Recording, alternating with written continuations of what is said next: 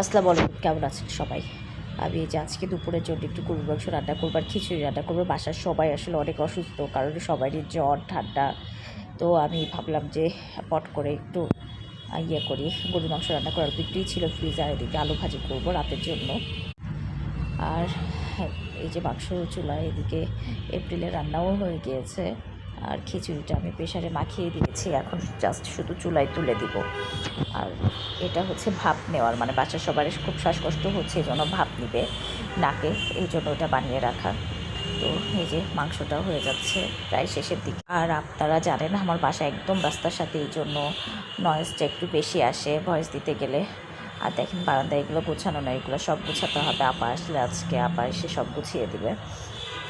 তো এই যে মোটামুটি আমি এই অসুস্থ অবস্থায় যতটুকুই পারছি ততটুকুই করছি, আসলে রান্না না করলে তো আর চলে না।